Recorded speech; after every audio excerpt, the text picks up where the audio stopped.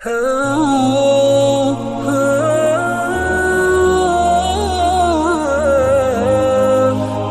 اللہ الرحمن الرحیم قل ان اجتمعت الانس والجن على ان یأتوا بمثل هذا القرآن لا یأتون بمثله ولو كان بعضهم لبعض ظہیرا۔ میرے عزیز دوستو، جب پیارے آقا محمد صلی اللہ علیہ وسلم نے لوگوں کے لیے قرآن مجید کو سنانا چالو کیا تو مشرکین مکہ نے کہا کہ پیارے آقا محمد صلی اللہ علیہ وسلم نے اس قرآن کو گھڑ لیا ہے۔ کسی نے اس قرآن کو جادو کہا، کسی نے سحر کہا۔ تو اللہ تبارک و تعالی نے اس قرآن مجید کے لیے اس کی حقیقت اور اس کی صداقت کو بیان کرنے کے لیے اللہ تبارک و تعالی نے مشرکین مکہ سے کہا قل ان اجتمعت الانس والجن على ان یأتوا بمثل هذا القرآن لا یأتون بمثله ولو كان بعضهم لبعض ظہیرا، کہ اگر تم یہ کہتے ہو کہ محمد صلی اللہ علیہ وسلم نے اس قرآن کو گھڑ لیا ہے اور یہ جادو ہے اور یہ سحر ہے، تو اللہ تبارک و تعالی نے کہا کہ تمہارے لیے چیلنج ہے کہ تم انسان اور جنات تمام کے تمام مل کر اور ایک دوسرے کے حامی اور مددگار بن کر ایک جیسا کلام کو لکھنا چاہو، تو کہا کہ اس جیسا کلام کو نہیں لکھ سکتے۔ کہتے ہیں کہ ان کے زمانے کے اندر ایک شخص تھا ابن مقفع نامی، جو بڑا ذہین اور دانشمند کہلاتا تھا اور سارے عرب کو اس کی ذہانت کے اوپر فخر تھا۔ سارے لوگوں نے مل کر مشورہ کیا کہ اس کلام جیسا کلام کون بنا سکتا ہے، تو سب لوگوں نے کہا کہ اگر کوئی اس کلام جیسے کلام کو لکھ سکتا ہے تو کہا کہ ابن مقفع نامی وہ شخص ہے، وہی لکھ سکتا ہے۔ سارے لوگوں نے مشورہ کر کے اس سے کہا کہ تمہاری ساری کی ساری ذمہ داری ہمارے ذمہ ہے، اور کہا کہ تم اس کلام جیسا کلام بناؤ۔ تو کہتے ہیں کہ ابن مقفع کو بھی اپنی ذہانت کے اوپر بڑا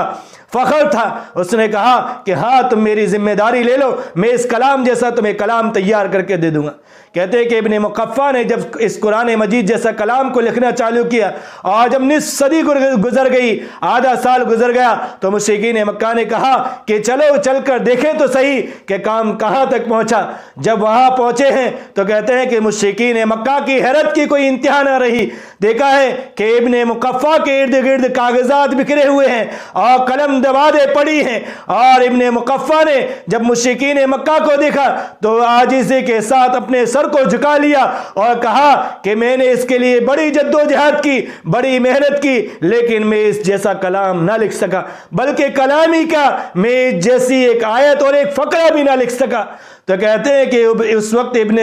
ابن مقفع اور مشرکین مکہ نے کہا مجبور ہو کر ما ھذا قول البشر، کہ یہ کسی انسان کا کلام نہیں ہے۔ میرے عزیز دوستو، اللہ تبارک و تعالی نے اس قرآن مجید کو قیامت تک آنے والے لوگوں کے لیے چیلنج دیا ہے کہ آپ اس جیسا کلام نہیں لکھ سکتے، اور یہ قرآن مجید قیامت تک آنے والے لوگوں کے لیے معجزہ ہے۔ اسی لیے آپ کو پتہ ہونا چاہیے کہ اللہ تبارک و تعالی نے جب قرآن مجید کی ابتدا فرمائی تو سب سے پہلے اللہ نے ارشاد فرمایا الف لام میم ذالک الکتاب لا ریب فیہ ھدی للمتقین، کہ یہ قرآن مجید وہ مقدس کتاب ہے کہ اس میں شک و شبہ کرنے کی ذرے برابر بھی گنجائش نہیں۔ اور پھر کہا کہ ھدی للمتقین، یہ قرآن مجید قیامت تک آنے والوں کے لیے ہدایت ہے، اور ڈرنے والوں کے لیے اللہ نے اس کو ہدایت بنایا۔ اسی لیے پیارے آقا محمد صلی اللہ علیہ وسلم نے ارشاد فرمایا ان اللہ یرفع بہذا الکتاب اقواما ویضع بہ آخرین، کہ اللہ تبارک و تعالی نے اس قرآن مجید کے ذریعے سے بہت ساری قوموں کو بلندی عطا فرمائی، اور اسی قرآن مجید کے ذریعے سے اللہ تبارک و تعالی نے بہت ساری قوموں کو گمراہ کیا،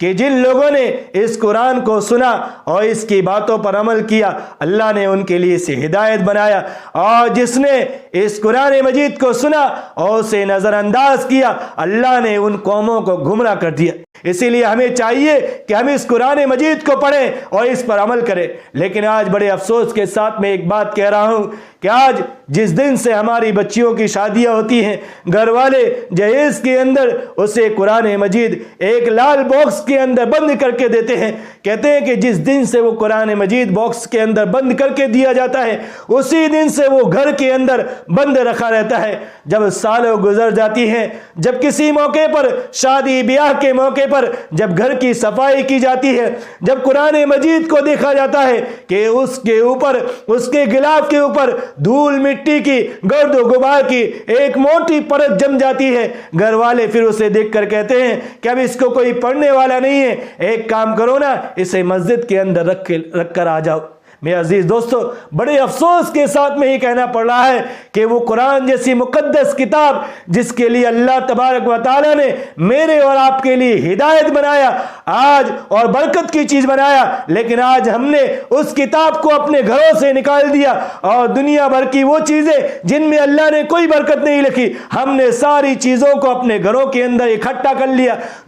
دنیا بھر کی چیزوں کے لیے ہمارے گھروں میں جگہ ہو گئی، لیکن اللہ کی وہ مقدس کتاب جس کے لیے اللہ نے میرے اور آپ کے لیے اس کتاب کو ہدایت بنایا، خیر و برکت کی چیز بنایا، آج ہمارے گھروں میں اس کتاب کو رکھنے کے لیے جگہ نہ رہی، ہم نے نکال کر اس میں مسجد میں پہنچا دیا۔ پھر میرے عزیز دوستو، جو برکت کی چیز تھی جب ہم نے اسے نکال دیا، اب کہتے ہیں کہ گھروں کے اندر پریشانی آ رہی ہیں، مصیبتیں آ رہی ہیں، تو پھر ہم کیا کر رہے ہیں؟ گلے شکوے کر رہے ہیں کہ ہمارے گھروں میں پریشانیاں ہیں، مصیبتیں ہیں، پھر ہم عالموں کے اور تعویذ گنڈے بنانے والوں کے گھروں کے چکر کاٹ رہے ہیں کہ کوئی تعویذ بنا دو۔ باپ کہہ رہا ہے کہ میرا بیٹا میری بات نہیں سنتا، ماں کہتی ہے میری بیٹی میری بات کو نہیں مانتی، کچھ ایسا تعویذ لکھ کر دے دو تاکہ میں اس کے گلے میں ڈال دوں اور وہ میری بات کو ماننے لگے۔ میرے عزیز دوستو، پھر کوئی عامل، کوئی تعویذ بنانے والا ایک اسی کتاب کے اندر سے کوئی قرآن کی آیت کو لکھ کر دے دیتا ہے تو ہمیں اس پر اتنا اعتماد اور بھروسہ ہوتا ہے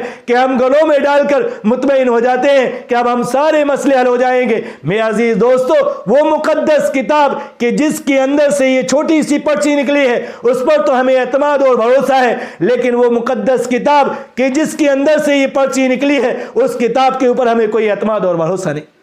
میرے عزیز دوستو، اللہ تبارک و تعالیٰ نے اس قرآن کے اندر ایک اثر اور ایک تاثیر رکھی، اسی لیے کہتے ہیں کہ انگریزوں کا دور تھا، شاہ عطا اللہ بخاری رحمۃ اللہ علیہ کا زمانہ تھا، کسی شخص نے جھوٹا مقدمہ دائر کرا کر شاہ عطا اللہ بخاری رحمۃ اللہ علیہ کو پھانسی کی سزا سنوائی، تو کہتے ہیں کہ جب انہیں پھانسی کی سزا سنائی جا رہی اور انہیں پھانسی کا فیصلہ سنا دیا گیا تو جب انگریز جج نے ان سے پوچھا کہ شاہ عطا اللہ بخاری تمہاری کوئی آخری خواہش اور تمنا ہے، تو کہتے ہیں کہ شاہ عطا اللہ بخاری رحمۃ اللہ علیہ نے کہا کہ میری ایک آخری خواہش اور ایک تمنا ہے، کہا کہ میں آج آپ کو ایک ایسا کلام سنانا چاہتا ہوں جو خدا بند قدوس کی ذات سے نکلا ہے اور محمد صلی اللہ علیہ وسلم کی ذات اقدس پر اترا ہے، اور ان دونوں ذاتوں سے بڑھ کر ان زمین و آسمان میں کوئی ذات نہیں ہے۔ تو کہتے ہیں جب شاہ عطا اللہ بخاری رحمۃ اللہ علیہ نے انگریز جج کے سامنے قرآن مجید کی مختصر سی آیت تلاوت کی ہے تو وہ شخص جس نے جھوٹا فیصلہ دائر کرایا تھا اور شاہ عطا اللہ بخاری کو پھانسی کی سزا سنوائی تھی، کہتے ہیں کہ جب اس قرآن کو اس نے سنا ہے تو بچوں کی طرح بلک بلک کر رونے لگا، اور وہ انگریز جس نے پھانسی کا فیصلہ سنایا تھا اس کے ہاتھ سے قلم چھوٹ گئی اور اس نے کھڑے ہو کر فیصلے کو پھاڑتے ہوئے کہا کہ جس شخص کی زبان سے ایسا کلام نکلتا ہو وہ کلام، وہ زبان کبھی جھوٹی نہیں ہو سکتی، اور وہ بھی بلک بلک کر رونے لگا۔ میرے عزیز دوستو، اللہ تبارک و تعالیٰ نے اس قرآن مجید کو قیامت تک آنے والوں کے لیے معجزہ بنایا ہے، لیکن کہتے ہیں کہ آج ہم پڑھنے والوں کے اندر وہ اخلاص ختم ہو گیا، ہماری زبانوں کے اندر وہ تاثیر نہیں رہی کہ اس قرآن کا اثر تو کیا ہے کہ آپ کو پتہ ہونا چاہیے کہ دنیا کے اندر کوئی آدمی ایسی کتاب کو پڑھنا پسند نہیں کرتا جو کتاب اسے سمجھ میں نہیں آئے، آدمی اسی کتاب کو پڑھنا پسند کرتا ہے جو کتاب اسے سمجھ میں آتی ہے، لیکن میرے عزیز دوستو، قرآن مجید وہ دنیا کی واحد کتاب ہے کہ اس کے سمجھنے والے ہر دور کے اندر کم رہے ہیں لیکن اس کے پڑھنے والے ہر زمانے میں زیادہ رہے، کہ لوگ اسے سمجھتے کم ہیں لیکن پڑھتے زیادہ ہیں۔ دنیا کے اندر انسان جب کسی کتاب کو پڑھتا ہے اور وہ اسے سمجھ میں نہ آئے تو وہ اسے پڑھتے پڑھتے اکتا جاتا ہے، لیکن میرے عزیز دوستو، یہ قرآن مجید کا معجزہ ہے کہ انسان جب اس کتاب کو جتنا پڑھتا ہے سمجھ میں آئے یا نہ آئے، اسے پڑھتے ہوئے اس کو لذت محسوس ہوتی ہے۔ اسی لیے رمضان المبارک کے اندر وہ لوگ جو سارے سال تک قرآن مجید کو کھولتے نہیں ہیں، لیکن رمضان المبارک کے اندر ایسے لوگوں کو ہم نے دیکھا ہے کہ حافظ نہیں ہے، عالم نہیں ہے، صرف دیکھ کر پڑھنا چاہتے ہیں، لیکن رمضان المبارک کے اندر ایک ایک دن کے اندر 10 پارے پڑھ